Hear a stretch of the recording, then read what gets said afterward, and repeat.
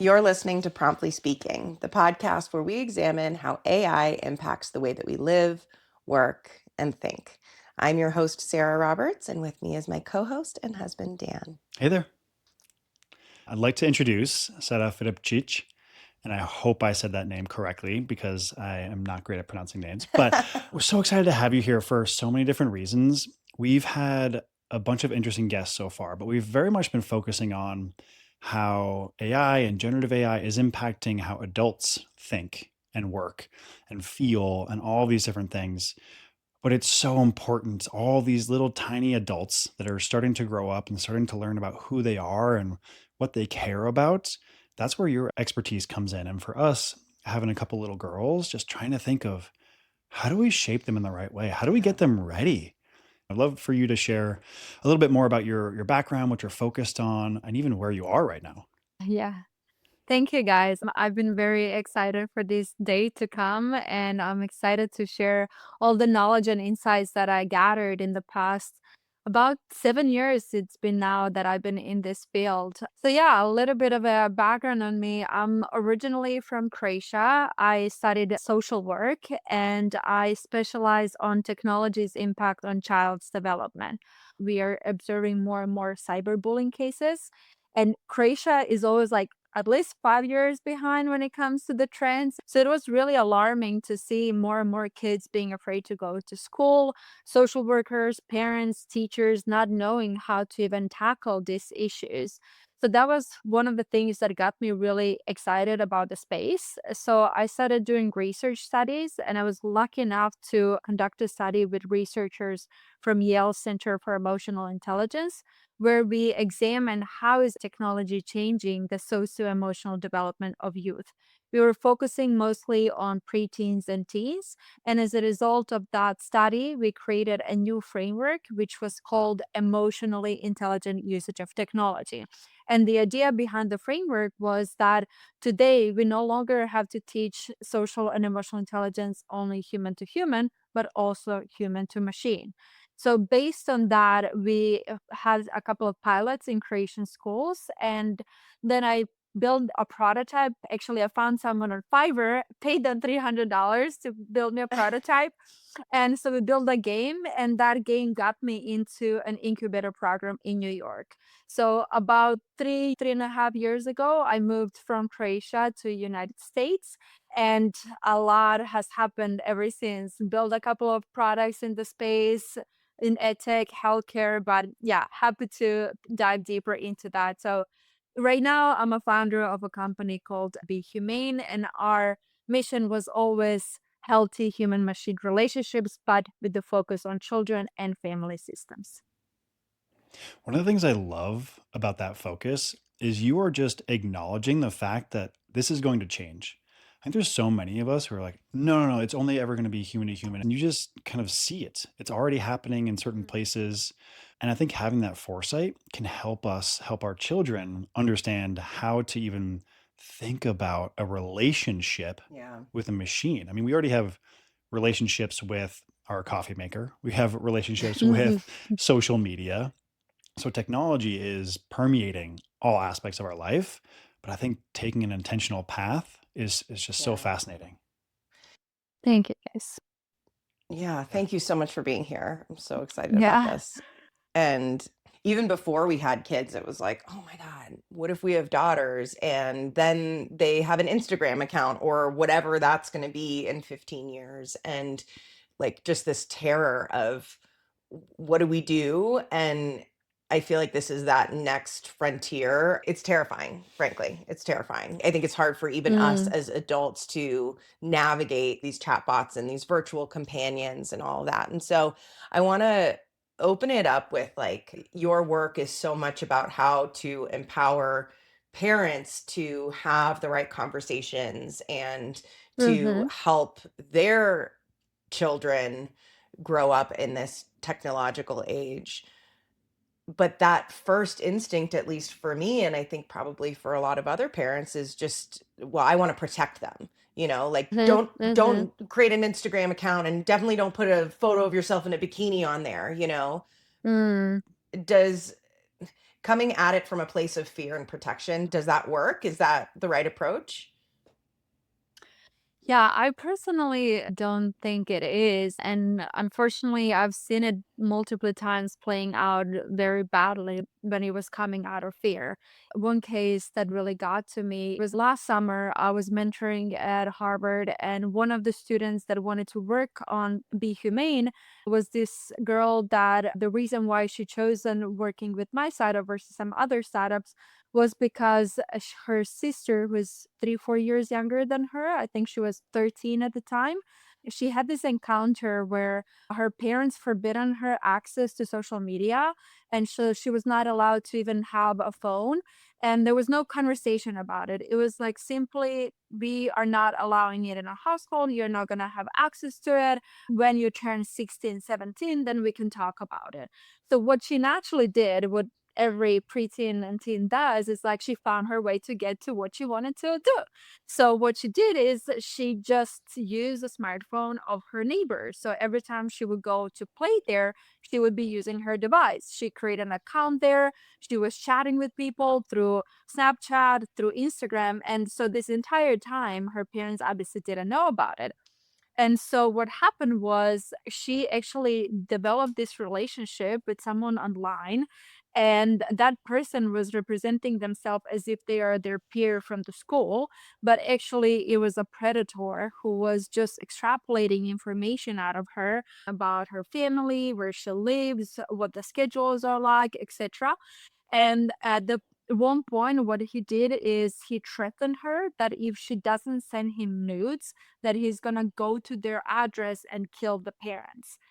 And so you Oh can my God. imagine a 13-year-old Oh, child fearing now going to talk about this with their parent because, they told her not to do that. right. And luckily, in this case, she had her sister to confide in. And so she shared it with her sister, who was older, and they found a way to, open up the conversations with the parent. So, there's so many cases like that. So I do believe in limits, and I do believe that the access should be gradually increased, but it has to come with a lot of education and having a safe space to talk about it in the family. Yeah. Yeah. Can you extrapolate that a little bit further? So, for any parents that are listening now, are there any strategies on how to do this gradually? It sounds great, but just thinking about myself in 10 years, it sounds really hard. Like, Yeah. what are those limits that we set? How do we create an open environment? Yeah. I think that it's definitely, depending on how old is the child. And I remember having this moment when I was studying social work when we were learning about the developmental stages. And when it came to learning about the teenage age, I learned that one of the objectives of a teenage development is to rebel, and so that you can create a sense of self and create an identity, and you have to reject your parents and follow more the peers so that you can see who you are. And I remember feeling like, wow, I didn't rebel. I just took everything that my mom gave me as insights and beliefs, and I just like followed this track. And then when I was 20, I started rebelling against everything and everyone, and I was like, I might have done that like a bit earlier. So one of the first things that I always say to parents is, you know, please educate yourself on the developmental stages of your children. Today there's so much information online. That's one of the first steps. It's like really understanding what's happening with your child developmentally and what are some of the appropriate ways for them to engage with technology. You see a lot of 3-year-olds and 4-year-olds already having access to iPad in an unsupervised way. So, that's definitely a big no. A child that doesn't even understand the content that they're consuming, just give them the tablet for them to go to any YouTube channel. So I would say in that early child development, it's very important to, if you do allow for any screen time, for that to be a very specific apps that are good for that developmental stages of your child so that it can actually help their brain development, not detract from it. And then when we're talking about preteen and teen, then it's more about building the awareness about its impact. If you can ask your child how it was for them to play with that other child on the playground or in the school, then you can also ask them how they felt after they used that app and actually have the open conversation about their digital usage as well. Well, that's really interesting because we Maddie, we do give her an iPad, especially if we're traveling or we're like going on a long car ride. And so in the car, we're not sitting next to her. First of all, she can't read yet, so I guess that's an excuse in my mind of like, oh, she can't really get into anything that's harmful. But we basically have like the Disney app that she can watch some shows on, and then some games. It's not connected to the internet though, which I think is a Oh, nice Mm-hmm. yeah. nice thing to Yeah. And she definitely doesn't have Yeah. create YouTube. barriers. Yeah. Yeah, but I mean, it's amazing Mm-hmm. how early they learn how to interact with these devices. Like she can pick up our phone and get to the camera app. Oh my God. I gotta Mm-hmm. tell you this. So when she was like Yeah. 2, she figured out that if she pointed the phone at us, it would open. Yeah. And I was like, oh my God, Well, she would be how sitting did you do she'd that? be sitting in my lap and I'd be like, "Oh, she must look a lot like me. Does she have the same like face?" And but she would just kind Yeah. of go like go to the side and yeah, it's crazy. And I remember Logan, my niece, who is what, 6 now, Almost 7, 7, yeah. when we were FaceTiming, and she was 1.5, and we were doing that, "Where's your nose?" And she would point to the phone, and it's just for me, it's just mind-boggling. Like when I was in college, the idea of being able to that easily do a video call was like, that was like Yeah, I mean, sci-fi. we had Skype and it was like I was having a Yes. seizure the whole Yeah. time. Yeah, it was awful. So I'm always looking for more educational apps that are going to keep my kid Mm-hmm. engaged, because we give her an iPad when like, my God, we're stressed out. We're in the airplane. We're trying to get her to stop screaming and ruin the trip for everybody else. Are there any resources that we can turn to that rates these apps as like level of engagement and also educational? Yes, yes. So common sense media is like a golden standard in our industry. And what you're gonna see on their website, they're like apps, videos, and shows that are accredited by them and their frameworks that are age appropriate and can Oh, help with the cool. developmental stages. So they're That's honestly huge. one of the best organizations in the space, and they're doing a lot of work right now in advocacy for AI companions. So they actually just like few months ago managed to get legislation around not allowing access to AI companions to kids below 16. So they're doing great work both on the policy and also the accreditation of the apps and the products in the space. Well, I guess we should talk about AI companions then. Can we get there in a second? I Sure. have one Yeah. more question. Yeah, go ahead. So, one of the things that popped into my head about educating myself on the developmental stages. Mhm. I'm just looking over there. We've got a handful of books written by economists and really smart people that are about, what's happening when they're 2 and 4. But Got some books right here. Mm-hmm. yeah, I mean, yeah, Emily Oster, one of the best. But Montessori like, book. I'm, I can't read those books. They're so dense and so hard, and it's like difficult for me. So I'm thinking right now, I could just ask a large language model and say, maybe focus Yeah. on this person's work, focus on this person's work, and help me understand what's going on when my child is 10, 11, 12, 13.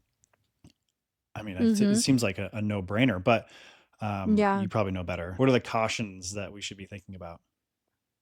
I think that in terms of the general models, like you have the exact problem that it states in the name of the models is like they're super general and they're not trained on the niche knowledge. And another concern that I have, which is why I'm one of the reasons why I'm here in Japan, is that um, what applied 20 years ago and 10 years ago no longer applies.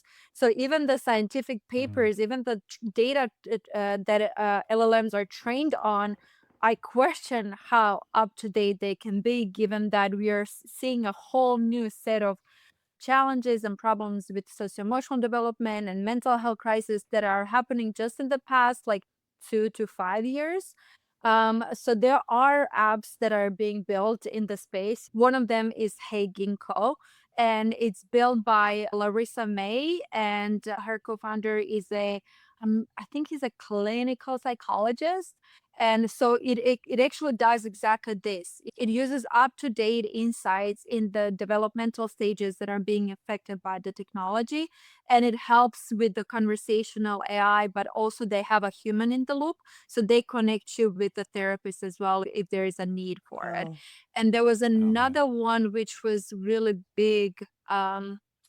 What's the name now? It was built by a mother and her daughter, and it's very oriented on teletherapy. It might come to me a bit later, and I can send a list of the yeah. resources. I would say my biggest advice is go niche, because this is a very, very tricky space. I think that's so important to know when to use these things and when not to. Yeah. And yeah, just the thought of things are moving so fast. Okay. Sorry. Thank you for indulging me on that little Yeah. tangent before you wanted to jump into the crazy stuff. Yeah. Since you mentioned companions, we talked a little bit about this on our most recent fireside, but it's terrifying. Like I was looking into Replica and Uh-huh. Companion.ai. One of Uh-huh. the kids that committed suicide was talking to Daenerys Targaryen. The other one was talking to ChatGPT as if it were a companion. How do we prevent our kids from being overly emotionally reliant on these digital friends, if you will? Mhm. Mhm. I mean, that's a really a complex question because it depends on so many factors. Like just yesterday, I was on a presentation that was given by this scientist from Princeton University, and she basically did her entire PhD thesis around, and you're gonna have to help me with the English from for anthropomorph. Anthropomorphism. Yes, yes. Yeah, it's a tough one. I had a hard time just then too. I couldn't have pronounced that. Thanks, guys. You're really kind. But I know I'm practicing, trust me. But yeah, it's a hard one for me. Yeah. But basically, what they found was that it is very much about social loneliness. People that don't Yeah. have a lot of friends and a lot of support network that are struggling with some identity issues and they can't find anyone to rely on in their real life, they turn to AI companions. So what I've gathered from that is when it comes to the children is I would say as advice to the parent is how can you make your child's life as rich as possible when it comes to their social interactions, helping them to really anchor their sense of self in terms of how they relate to others, Yeah. and then having very open conversations about how they feel in their friendships. Are there any areas that they're insecure about or they're fearful about? Because I think that those are the instances, that's when they go and talk to the AI companions. It's like when they feel insecure about themselves in terms of their friendships, when they feel insecure about themselves in terms of their partner relationships, kids are actually then going more to the AI companions because Yeah. they just feel lonely. Well, and it's it's all about having those human to human connections. And Dan and I talk about this all the time. It's hard in this world where, your iPhone's in your pocket and you can easily, even without AI companions, like, oh, I forgot that we need this thing. And so I'm going to go on Amazon and I'm going to buy it. And turns out my daughter's right there and I should be having a conversation and looking her in the eye instead. Mhm, And mhm. so I think a lot of it too is modeling the correct behavior for our children and having those connections with them in the home. Mhm. And so we put boundaries around, like, we don't even have the phone on the table at dinner. Phones are Mhm. not allowed. Great. Dinner Mhm. time is kind of a sacred time, but that was instilled in us by our Right. relationship with our parents and how they raised us, even though we grew up in Mhm. very different places. Yeah. But I mean, it's still hard. And I still think that we could do a better job. But I, can I jump in? yeah. So, what you're talking about, it's like these digital companions seem like a safe space. Mm-hmm. You're not going to be judged. We were talking recently about, for adults, that can actually be kind of awesome for an ideation space. Mm-hmm. If you're in a business Mm-hmm. setting and you have an idea, but it's nascent and you're not totally comfortable Mm-hmm. kind of ideating on it and making it better and building your confidence in it before you present it to your peers. It kind of feels like a slippery slope, though. If we start to Mm-hmm. do that, then we do it more and more, and then we don't deliver it until it's a finished product. And by that time, it's too late because someone's already thought of it. And I don't know if you've experienced this at all, and like what amount of interaction is okay. Mm-hmm. How do we Mm-hmm. think Or about putting guardrails on, hey, I know you're lonely. Say we move to a new country and our kid doesn't know anyone Mm-hmm. and yeah. they're 7 years old and they just Mm-hmm. want to talk about their day and their feelings. Yeah, or Mm-hmm. like these chatbots, when I opened up the replica one, they can help you learn a new language. Maybe they create a bot Mm-hmm.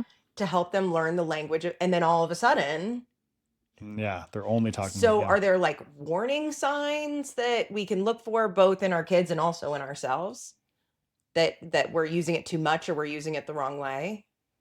Yeah, I think that I would go back to, one of the first skill sets that we were teaching in our emotional intelligent usage of technology framework was purposeful usage of technology. But the other Mm-hmm. one that I also want to mention is self-awareness in technology usage. So more than ever now, it's important to have that self-reflection mechanism built into the children. Really examining what of this interaction made me feel good and why, what if this interaction made me feel Oh, bad and why. And when we talk about purposeful usage of technology, we're talking really about intentionality, because one of the biggest problems with technology usage is the habitual usage. It's just like using it because it's there, using it because you build a muscle memory to use them. So a little by little it becomes much easier to go and open ChatGPT or Character.ai or Replica than go and message a friend, especially if it's something yeah. uncomfortable.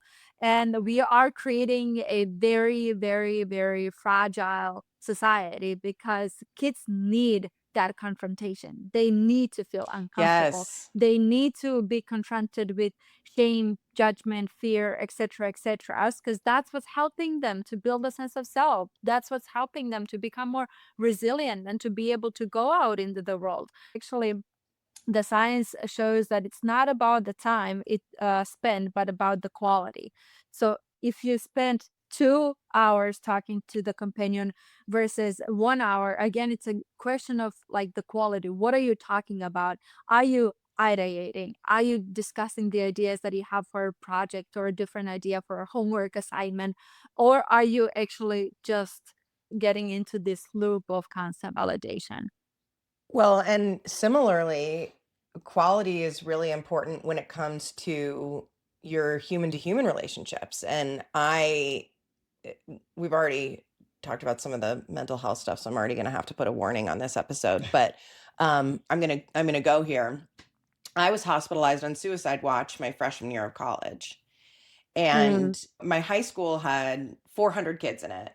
And then I spent my first 2 years of undergrad at UC Santa Barbara, and there are, I don't know how many, tens of thousands of undergrads and then graduate students and all of that. And I joined a sorority, but I didn't really feel like I connected with anyone. And even in that moment when I was like slipping into this deeper depression, I knew it was because I didn't feel like I had found anybody that I could develop deep relationships with. mhm, I was around people all the time, but it was like, "Oh, like let's go party and like who did you sleep with last mhm, night and let's go do these drugs." mhm, And I was the one, like I was obsessed with getting straight A's and like talking about like literature, and like I was the nerdy person, but I couldn't find anybody that that would kind of go to these deeper levels with me. And I, well, that and having a quack doctor that gave me the wrong medication, unsupervised, I think was what led to it. Sorry, I'm laughing. But that is, if we lose that, And if our kids lose that because they don't have to have this friction, because they can go to these Mm, chatbots that are just going to say, "Oh, you're so wonderful. Don't worry about that. You're right." yeah. Then they're Yeah. not going to build those deeper relationships, and that is what in my mind brings meaning. Mm-hmm. Yeah. Yeah. Thank you for sharing. You're welcome. I've heard it a Yeah. million I'm so times, but sorry, Sarah. it's always hard to hear. Um, Yeah. but what you said, Sarah, is the friction as a kid. And just as you were remembering stuff as a kid, I was remembering things. And the more I remember is the harder things. I don't remember the Mhm. goals that I Mm-hmm. scored or the A pluses that I got on quizzes. I remember feeling bullied. I remember feeling like I wasn't good enough. I remember feeling like I Mm-hmm. had to do better if I wanted to be accepted for whatever reason. But those have shaped who I am. Oh, Um, can you say the Mm-hmm. neologism now? Edge one. the edge one. Yeah, if you're not falling. Oh, yeah. My dad was he was a funny dude. He was like very, very silent, but he would always come up. We call him these Neelisms. His name was Neil. And so he would always push us, my brother and I, super hard. And he would just say these little quips. Like we would have hockey practice and it would be an hour and a half long drive home. And it's like, oh my God, what is he gonna ask me about this time?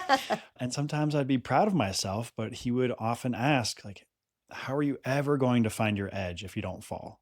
How are you ever going to get better if you're Mm, not pushing yourself hard enough to where failure is right in your face?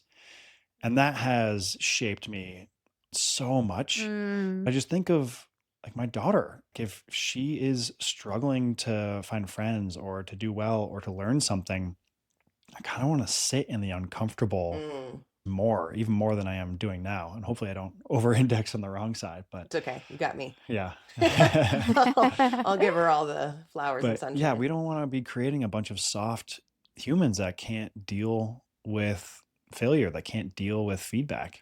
Mm-hmm. Um, One yeah. thing you said that I think is it sounds great in theory, but practice sounds to me it seems a little bit hard. And I'd love to if you have any ideas or examples or stories about this, but kind of the feedback loop of using technology. It's like we're okay, you played a video game.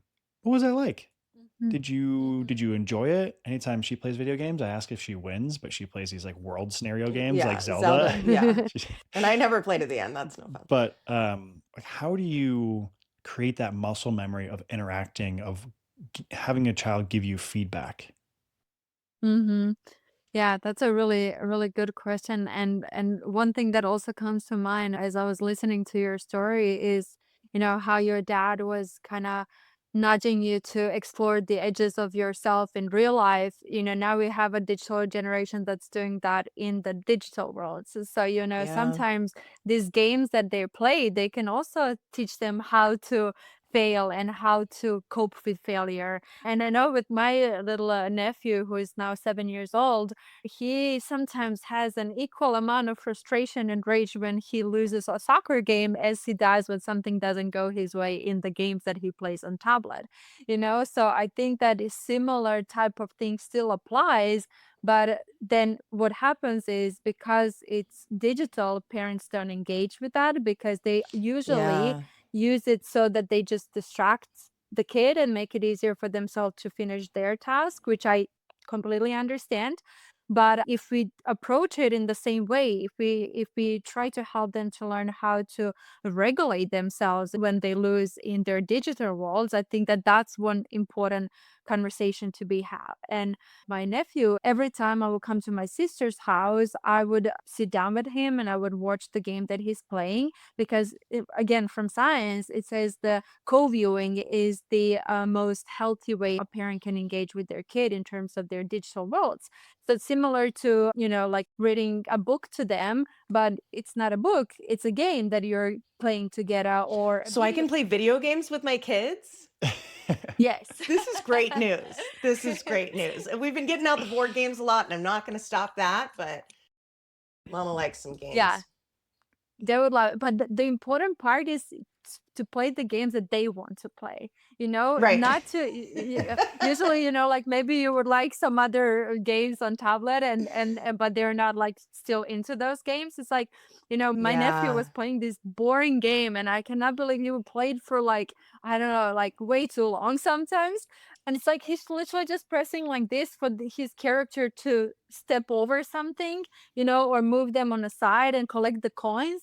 But he loved it. He loved to have all the coins. And then sometimes he would give me to play and then I would lose and he would be like, let me show you the tricks, you know, and then it became our thing because I Oh. got really excited about his ways of collecting coins and how I was losing. And then he felt Oh. empowered because finally now he knows something better than the adults and he can teach me, you know, and that is helping with a Yeah. lot with that sense of agency Yeah. to the child.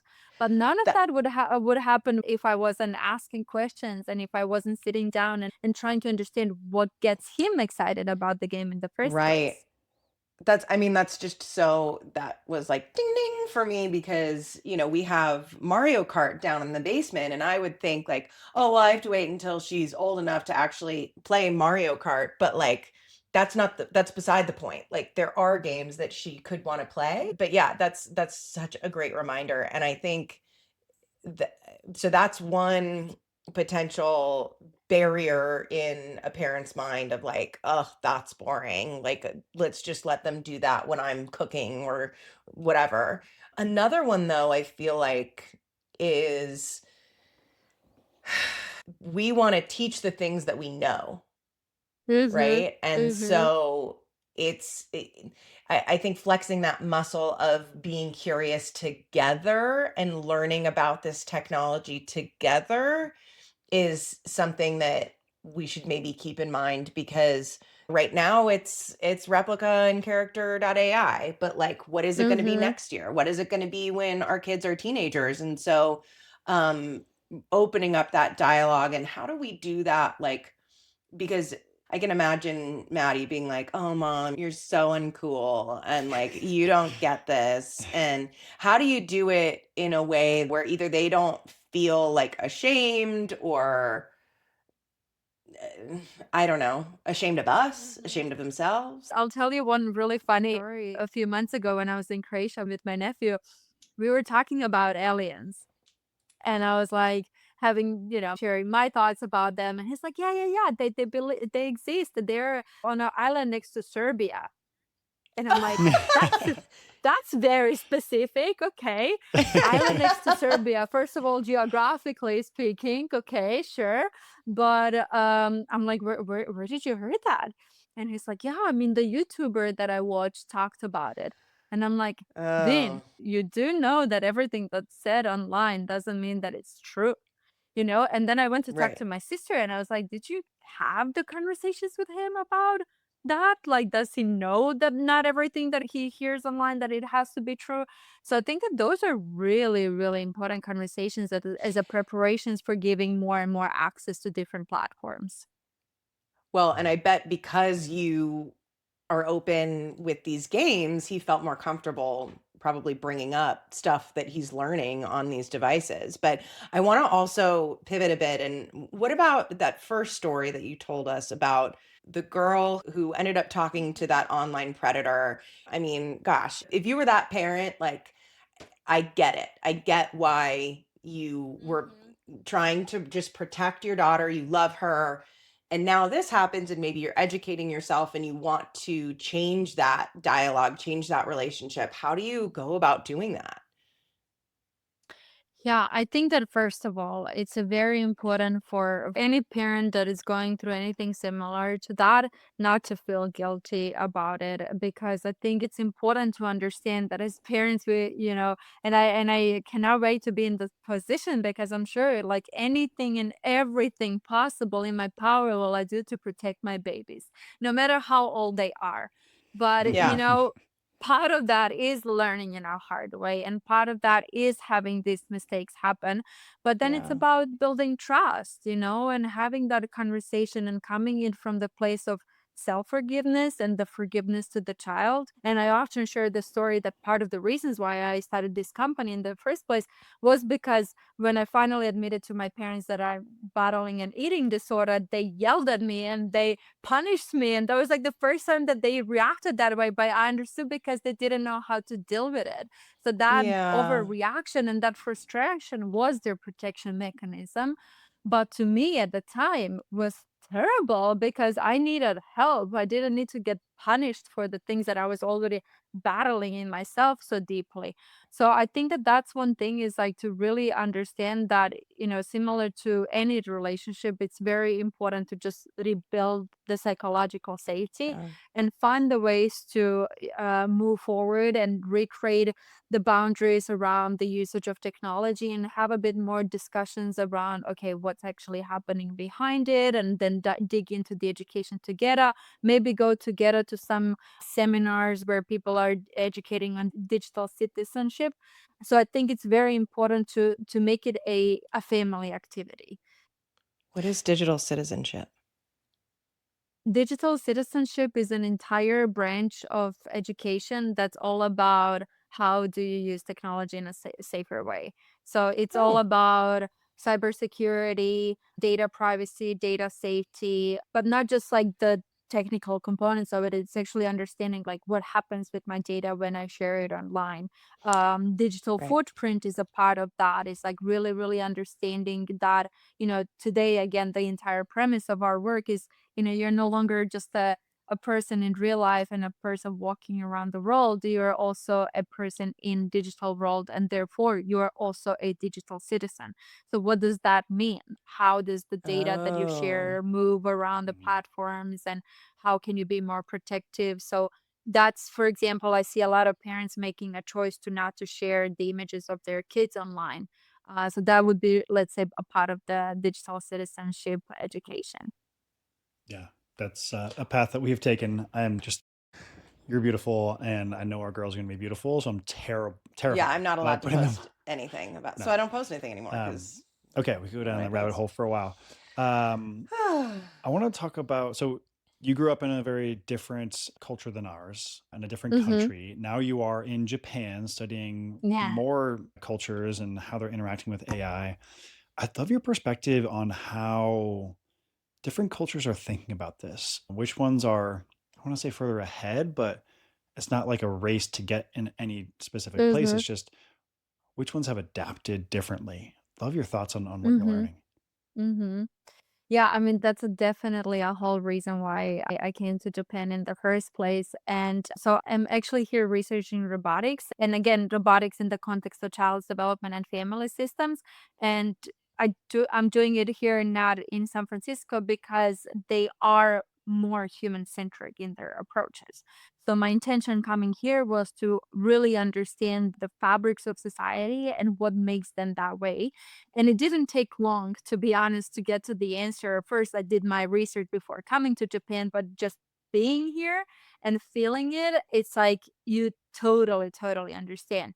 And then, like, I'll give you an example. So, if here secondhand shops are super popular. So, like, everything you can imagine is like insanely cheap.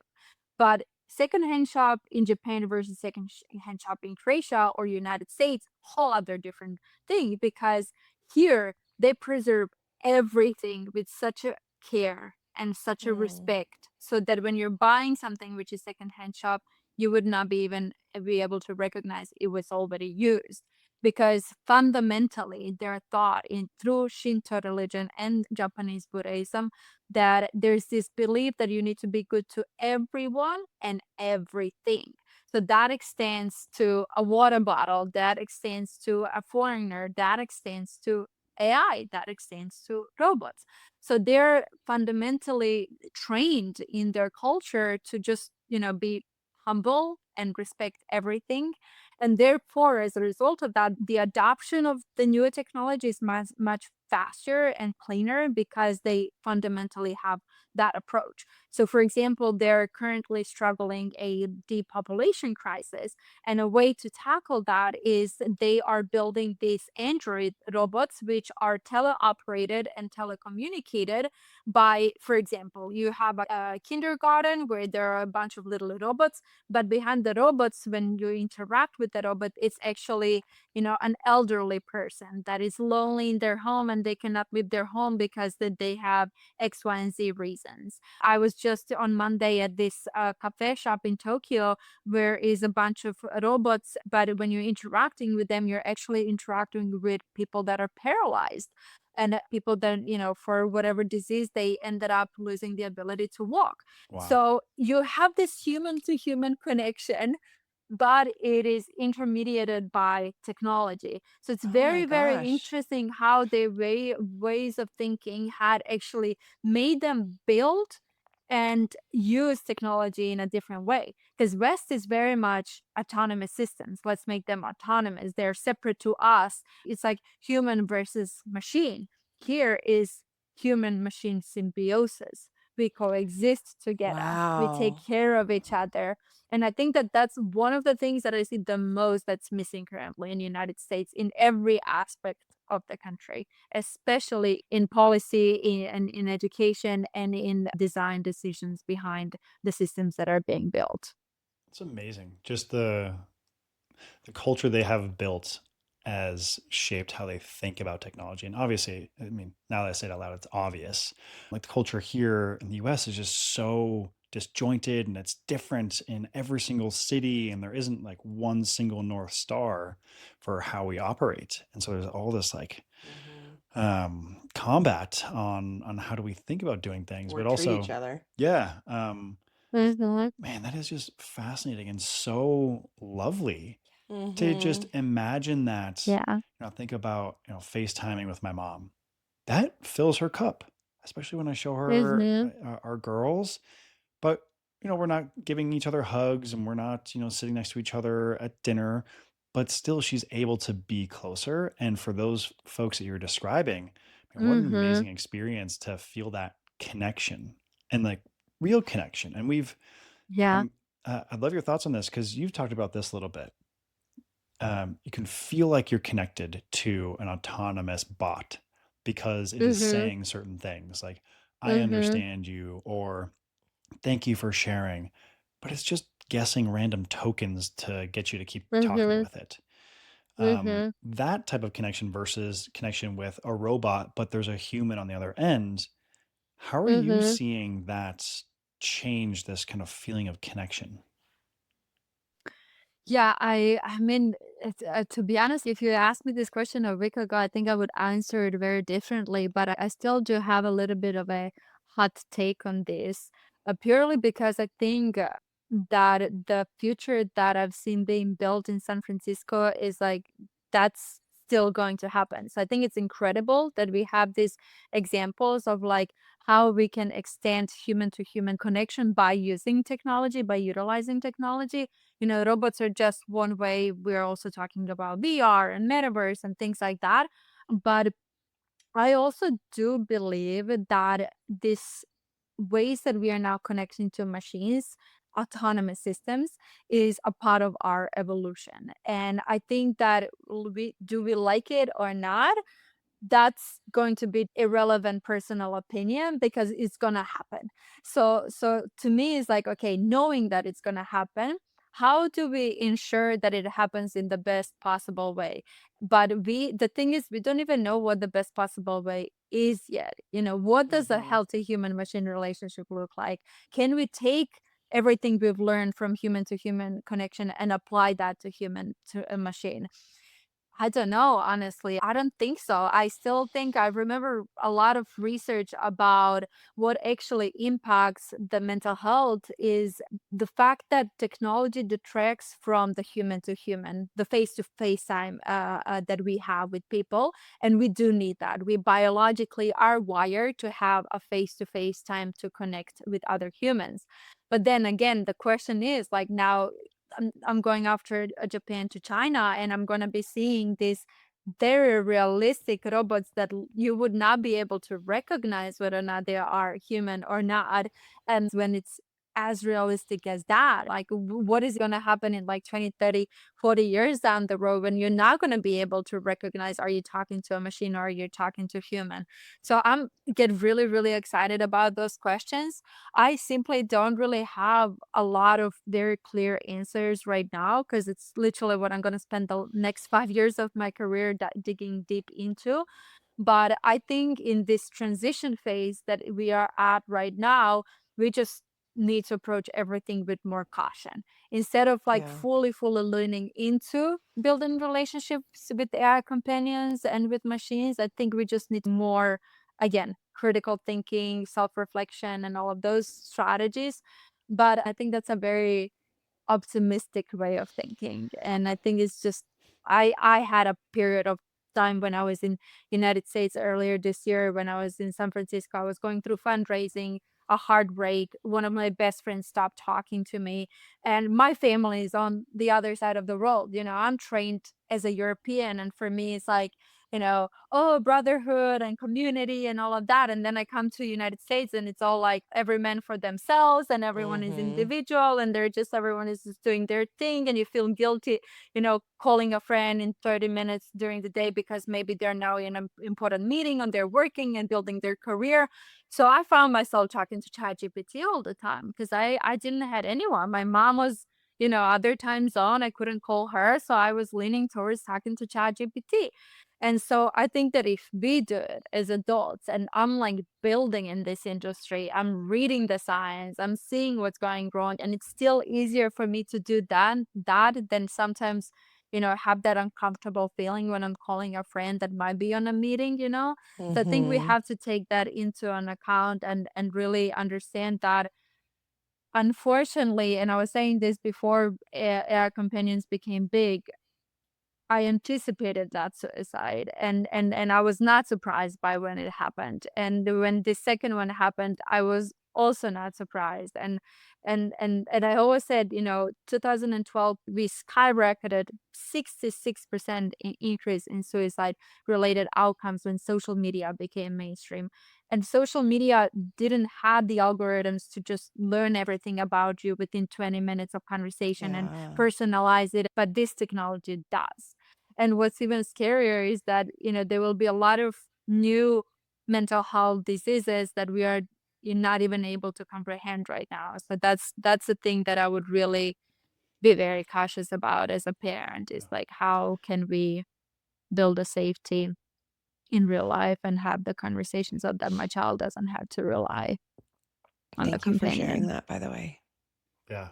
It's not Yeah. easy to share, but thank you. And like these are the moments that help build up your resilience. And I think one thing that I'm taking away from this conversation is anyone's sense of self right now is probably the most important thing we can have. The awareness of who we are, of how we feel, how we act, what makes us feel good, what makes us feel bad, and experiencing those things is just so important because of like what you just shared. These things can understand us in moments Yeah. and we can get lost down these rabbit holes. Well, I've said this before. I knew this before we started this conversation that this was going to have to be a two-parter at some point. We're going to have you back because I want to Yeah. dig more into the robotics, but we just did not Yeah. have time to Yeah. go as deeply as it the topic deserves. But um, if you were to leave our viewers with one thought, what would it be? One thought that I would want to leave the viewers and especially parents is just open the communication lines with your child, educate yourself on the new world challenges that your children are probably facing in silence. Be the first to lean into the conversation and be ready to listen and don't judge what you're hearing and understand that you probably cannot understand what these new challenges are. So I would say conversation and education are a way forward. Yeah. That's great advice. I love that. And even though we are an AI podcast hoping to help people, use technology for the better, I don't know why I said even though. I think this is so foundational because it's permeating our entire lives. And so that is a fundamental aspect of how people should be living their lives, no matter what technology is a part of it. Yeah, But oh my exactly. God, how much more important is it now? Yeah. So thank you. And Yeah. Sara, where can our listeners find you? So I'm very active right now, both on Substack and Instagram. So I started a Substack under the handle Humane Robot 25, I think. And I share there a lot of insights about the developmental changes and challenges that are happening as a result of technology's interference. And I talk about up to date insights that I'm gathering here on the field in Japan. And I'm trying to really gear it towards both the broad audience, but also very much tailored for the parents. My last name dot my first name is my Instagram handle, where I also share about the tips behind the things that I'm learning. So those would be the main areas. Our website is still live, behumane.ai, so there are a lot of parental tips there, but those would be the main channels. Great. Amazing. Thank you so much. Thank you. Awesome Yeah. conversation. I can't wait to have you back on and learn what you're learning in, I don't know, 4, 5, 6 months. It's going to be moving Yeah. so fast. Yeah. Yeah. Thank you so Thank you, much. guys. Thank Thank you for you. having me. Of course. Yeah. Thanks for listening to Promptly Speaking. If you enjoyed this episode, please consider rating, writing a review, sharing it with your friends, and don't forget to subscribe so that you never miss out on new episodes. And we want to hear from you. Send your questions, comments, and favorite AI use cases to hello@promptlyspeakingpod.com. See you next week.